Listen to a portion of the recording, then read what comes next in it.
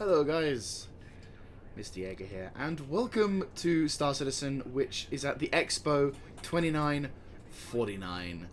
This is the Star Citizen Con in-game event, or Star Citizen in-game event related to Citizen Con, and we are about to go in to find some of the new ships, some of the older ships, as well as some of the other stuff to sort of show off this game's flashier, nicer things. So, a couple of notes before we go in. First of all, I may be a little giggly and squeaky and geeky outy, because, you know, this game I'm almost pretty much certain I'm in love with. Second of all, performance may be a little stuttery due to the fact that pretty much everyone and their mother wants to see the stuff that's going on in there. Now, I've already bought the in-game ticket, so you're all good for that. Let you just ponder over whether I'm lying or not. And let's go in. Oh, make sure on the right side. So the Aerospace convention is, as explained, an in-game convention relating to Star Citizen, which is a convenient way for the developers to showcase the new things, showcase other things, and of course highlight certain aspects of, well, newer features coming into the game. And yeah, so far it's looking extremely nice. Also, a low venture.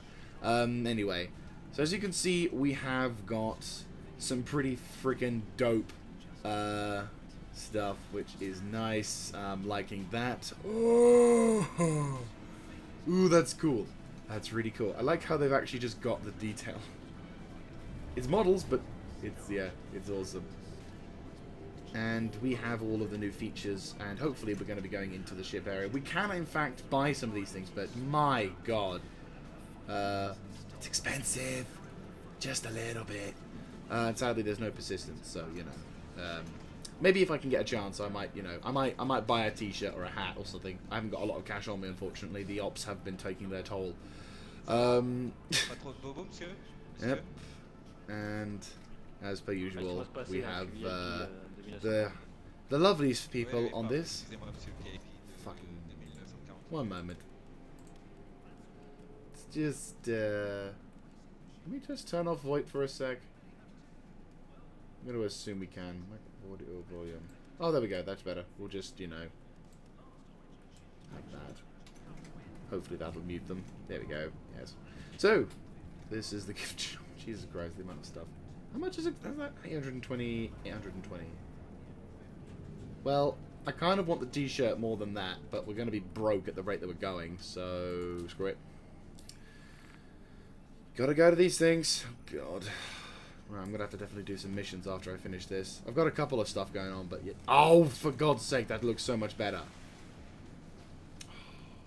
Well, don't worry. Once the game goes into in-game, I'm sure we'll be fine. How are you able to have that without the suit? That would be so cool if we could have that. Right, so I'm assuming the way that we gain entrance is... oh, nice! Nice. So I'm assuming, yeah, we just get the elevators up into the thing, and then Bob's your uncle. Sorted? Yeah, it looks like it. Alright. I like this. It's nice. We'll take this elevator. So, at the time of this recording, it is the 24th of November, and last night I was unable to watch much or if any of the actual CitizenCon livestream, which I was very depressed by, but I'm hoping at some point next year maybe I can end up going to CitizenCon, which I believe will be in Germany, if memory serves correctly with their rotations and all that. But no, this is looking really awesome. And we're now actually going into the... Is it actually going to take me up there? And we're back, and we are now finally in the Expo! Woo! Yes!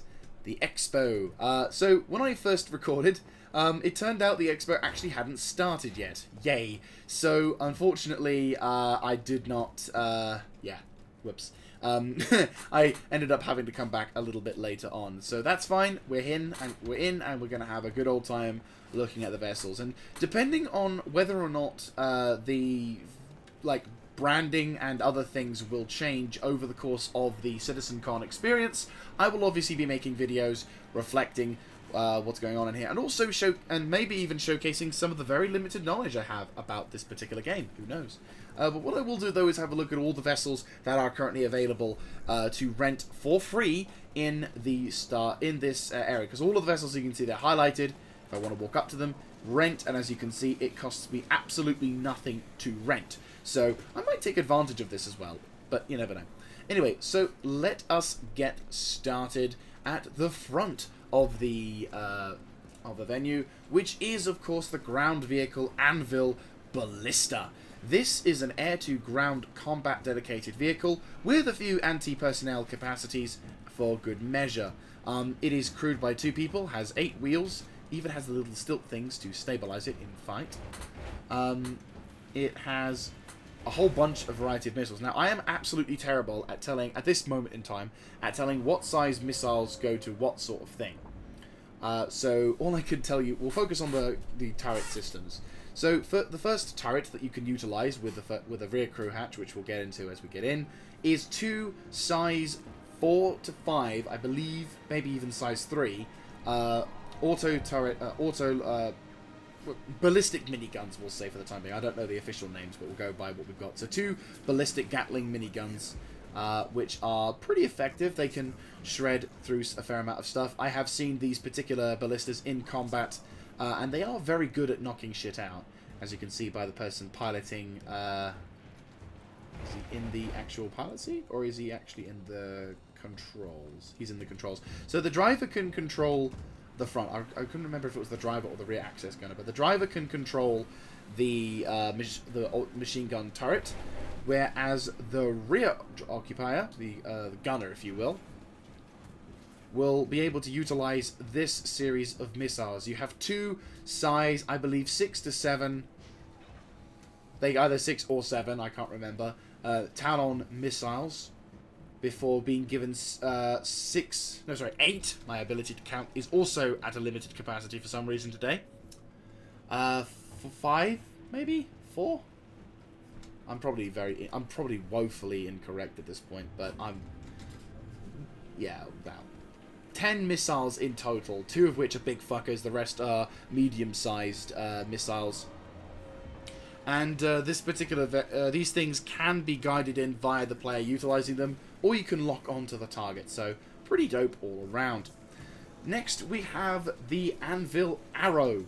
This is the very light but very dangerous aircraft, which I know for a fact is also terrifying with those hit scanning weapons, because one of the guys in our org for one of the missions utilized these hit scanners and was almost impossible to hit. So, yeah, fun. Also, we had turrets to deal with as well. So, this ship is an arsehole, to put it simply. But it's a very lovely arsehole, and it's also very quick. So, if you are the person who likes to nip in and out of combat, ba-boom, there's your target. This is the Anvil Hawk. Similar in logic to the... slightly heavier than the Arrow, but similar in logic. Single-seat fighter, capacity to do quite a lot of bits, but this one I feel has a little bit more chance for independence, as not only is it probably useful for a variety of things, but also it can act as a good bounty hunting vessel. Bounty hunting is something that at the moment is unavailable in, is the only kind of access we have in terms of bounty hunting is go to this location, fly to this location, find this person, blow up their ship, Bob's your uncle. But maybe one day we can perhaps... there we go. One day, perhaps you can capture some people. The vessel, you stick them in. For some reason they want to be captured at this point. You stick them in the ship. And this is going to be how you'll be able to transport some bounties who need to be alive. So, all in all, pretty dope. Pretty freaking dope.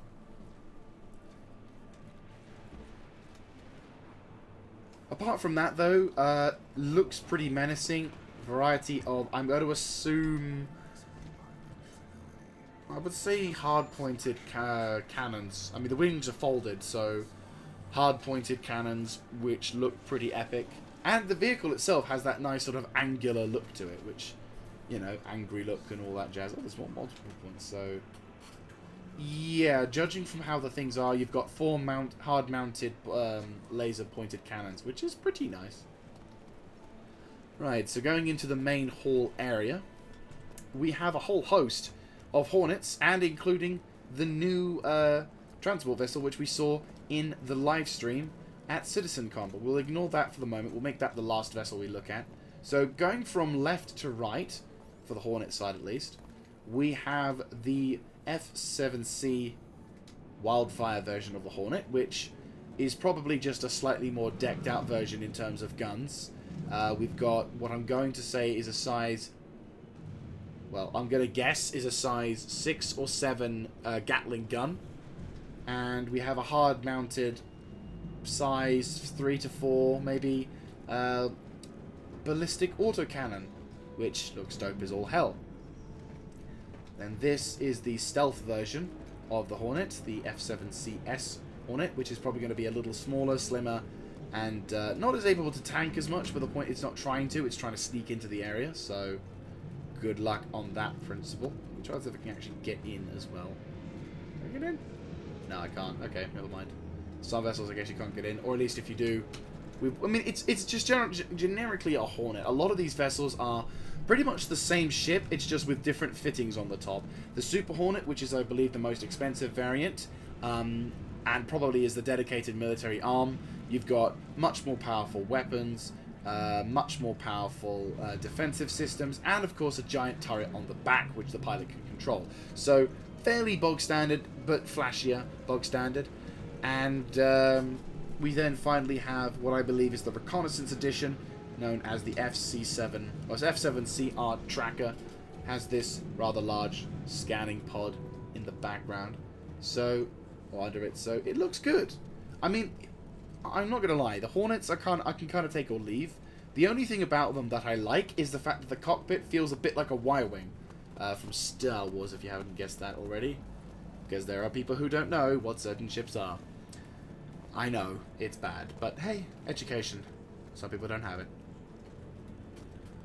So, the vessel we're coming up to on our left is known as the Anvil Terrapin.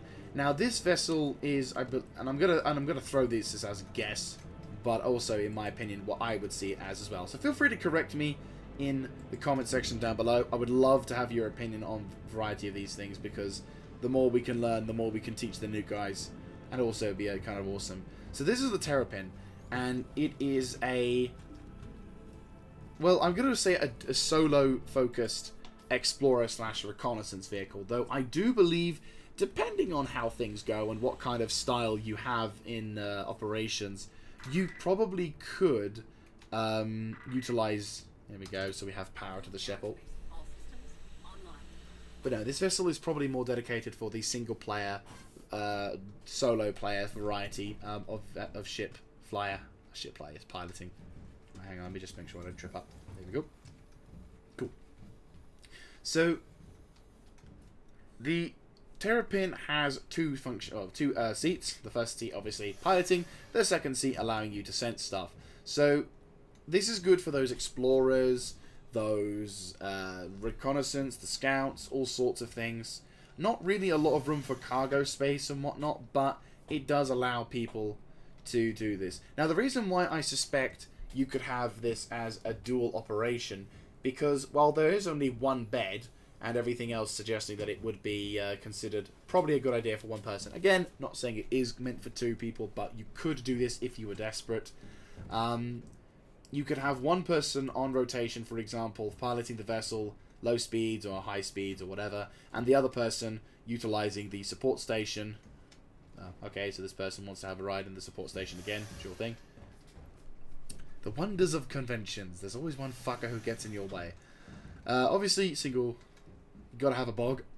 You cannot. It's not a Star Citizen game if you can't have a bog. And here we go.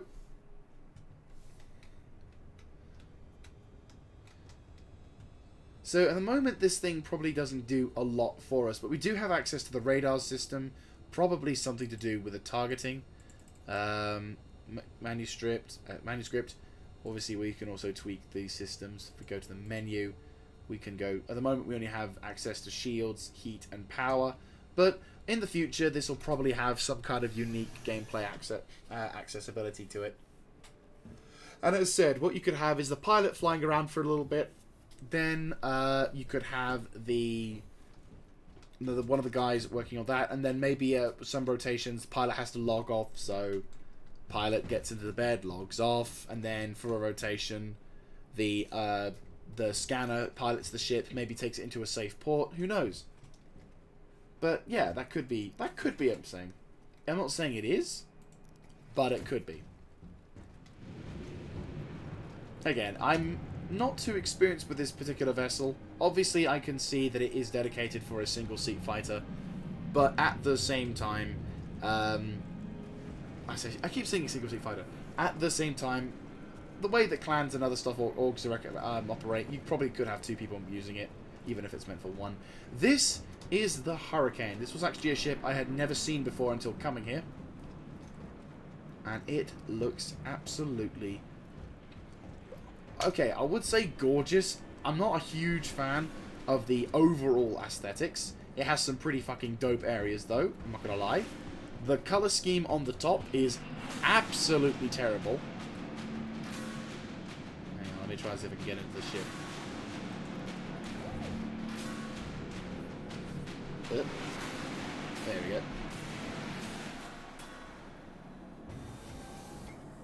There we go. I will probably be renting this vessel just because I want to have a look at what this thing can do. But this is the vessel, and it looks dope. Don't get me wrong. It looks dope. I just don't like the black. I'm not a big fan of the green on the thing, which is fine. But it also has a rear-mounted turret, which is very, very nice. For me, I said, I do want it. I probably will try and do it, but if I got it, I probably would check and get rid of the scatter guns, which is basically a shotgun. But then again, I've never used it, so they might in fact be good. Who knows? But for the gunner seats, if you have friends who wants to have fun with, which in my opinion, I think these particular vessels would be extremely good for when it comes to attacking slightly larger vessels, like maybe potentially for example, you might have to deal with a Valkyrie in the distance, or maybe a Hammerhead, or a Constellation. This thing could fly in, and as your friend is shooting, you could sort of be going blah blah blah blah blah blah blah blah blah blah blah blah blah blah blah. Who knows? Maybe. Maybe.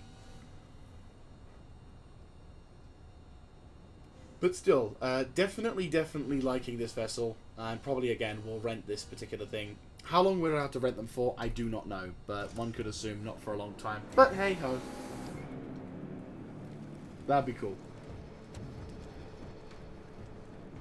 Right, so that's the Hurricane with its variety of weapons. 2 scatterguns at the front, 4 auto-ballistic cannons, or it's basically a quad 50 at the back, 2 shotguns at the front, and I'm going to assume a couple of size 1 to 2 missiles, maybe size 2 missiles at the sides. Right, ignoring that other vessel, which is admittedly not as expressive. But I think considering that is the latest vessel, it makes sense not to showcase it too much.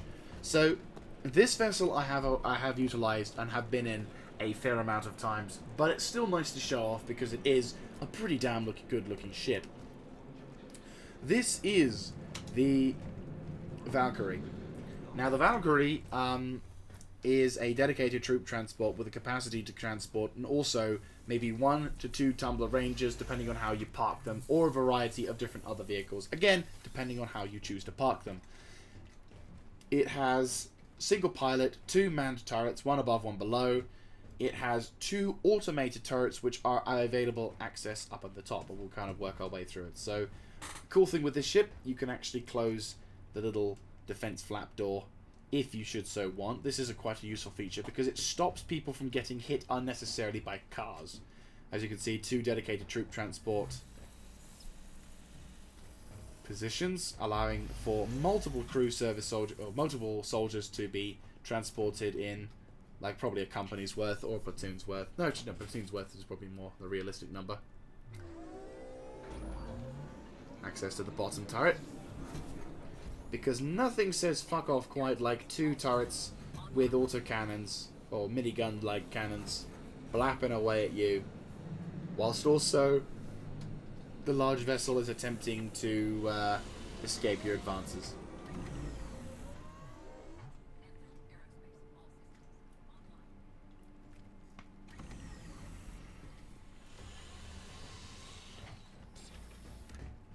Let's head upstairs, or my character will have a bit of a fit. We'll take it. We'll take it. As you can see, 5 crew for beds. Let's have a little hop into the top turret. Haha.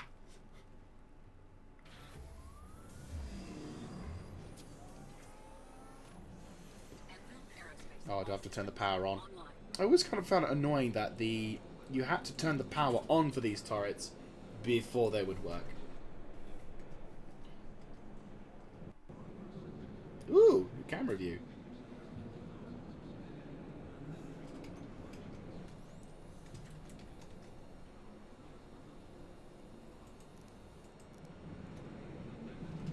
Anvil Aerospace, all systems online.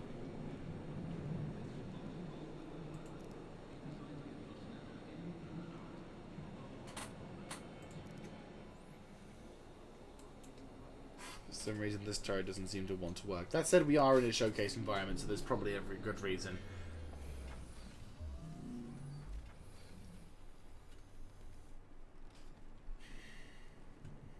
Alright, so that's a slightly more spacious toilet than the Terrapin, and a dedicated shower, so, you know, all good, all good. And as said before, these are the remote turret seats. So now, initially when you start these things, if you're not too aware of how it works, you actually have to power on, and then I think enter remote turret.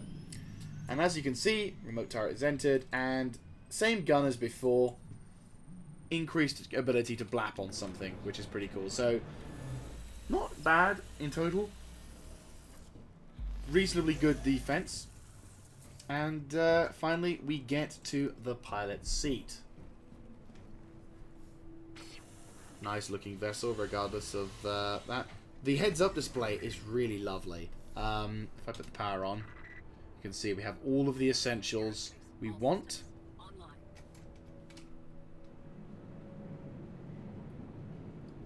And it just looks like a big meaty bastard, which is also quite a nice little benefit. I am a big fan of the whole slightly more aggressive and hard-hitting.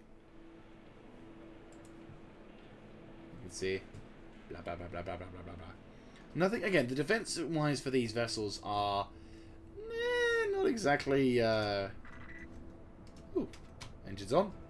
I'll take off! Now, but still. At least the power's on. And... are these actually on? I'd laugh if I actually turned these engines on.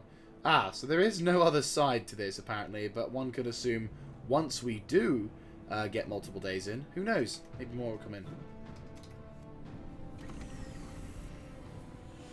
But there you go. So, we've showcased to you most of the bog standard vessels. We've showcased to you some of the less appealing, but we've had the bog standards, we've had the fancies, we've had the whatevers, but we've yet to showcase the big treat on the game. Oh, slight thing before I, smack my head in shame. There are 2 side-mounted manned turret defenses. Though, word of warning, if you are trying to get out of a Valkyrie in space, don't get out the side. It shoots you like freaking hundreds of or thousands of meters away from your friends, and it does in fact cause a bit of a problem there. So be careful. For some reason, it just catapults you if the ship's moving too much, which is fine. Just something to be bearing in mind of. So finally, we get to have a look at probably this this slightly small, not really that impressive looking transport vessel known as the placeholder. This placeholder, this is the C8 Pisces, or Anvil C8 Pisces, not Pisces. And this will probably be the bog standard transportation vessel for any group of people traveling to and from Question. Can I access the things to close? No. No, which is irritating. But I can at least close the... at least I can open and close these things from this distance, which is nice. But yeah, there you go. So no, this is basically a little transport vessel, which was featured inside the trailer slash the live stream for the Citizen Con, whereupon we were traveling to Microtech. So this is pretty awesome. Fairly simple design mechanics. There is now there is also a Pisces available for purchase with LTI tokens, and I've got myself 3 of them because I'm wanting to go. I mean, I'll probably end up keeping one of the Pisces if I want one in the future. If not, if I get the character, then maybe I might get a Pisces along with it for free. Who knows? But no, it looks all right. As little transport vessels go, it looks all right. Can't really complain about it too much. But there you go. Right, so that is going to be it for our little demonstration slash preview. I will probably try and muck around with some of the vessels that are now available to us. And I hope you guys have enjoyed this little video. Now, depending, of course, on whether or not the Expo will showcase different vessels on different days, I will obviously kind of have the same kind of system where I will walk around showcasing all the different vessels that are here, talking about them, my opinions on them, and whether or not, if they are available for you to have a go and have a crack at them, sort of thing. But yeah, this is so far is really freaking awesome, and I look forward to seeing more of these kind of things in the future, and also the future of Star Citizen in general. It's looking a lot brighter than it did a few years ago, and I'm glad, because there are so few games out there which promise this level of detail. Anyway, I will catch you guys next time. This is Mr. Jaeger, signing out.